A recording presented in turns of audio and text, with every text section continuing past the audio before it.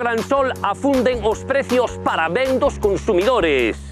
Para armadores e tripulantes un auténtico castigo, xa o di o refraneiro. Precios de saldo para consumidores, ruína de pescadores.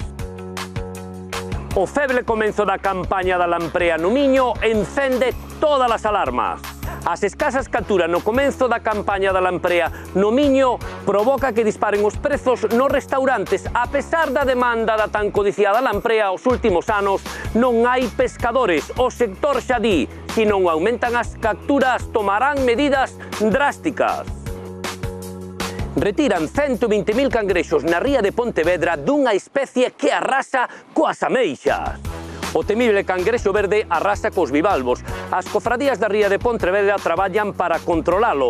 O pasado ano retiraron 120.000 cangrexos con nasas e unha embarcación da lonxa de Campelo. Durante inverno traballa máis intensamente porque cando máis ataca. Tamén no verán controlan a tan temida ouxa.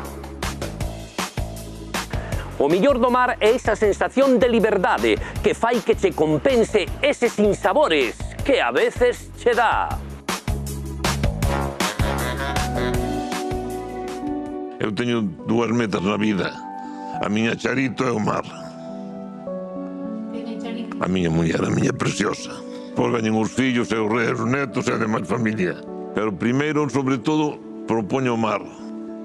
O mar. Sentíamos rei porque ver a inmensidade do mar que non ten horizonte é o máis grande que podes ver. A sensación de liberdad. Cada día diferente, os amaneceres que se ven son únicos. Ao largo do ano vas vendo como cambia o entorno según a estación. Ons en primavera está preciosa e vas vendo a naturaleza cando ves os arroases, nos mascatos, cousas que desde terra non aprecias. O mar ten unha capacidade de olvidar todos os problemas da casa ou da familia ou do que sexa que é difícil explicar. Se te olvida o mundo que hai en terra. Ti no mar non estás pensando ui, que me vai pasar algo, porque se pensas eso xa non saldrías. Sales ca confianza de podo sair e seguro sair, senón te quedas en terra.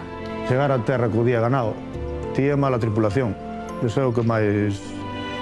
É máis o de estar ao teu aire, ao aire libre, estar... non estar baixo mando de nadie, estar no teu plan de vida, no teu medio. Sínteste home, como dixo eu. Digo, hostia, estou no meu medio de traballo, síntome orgulloso de estar aquí e poder defendelo.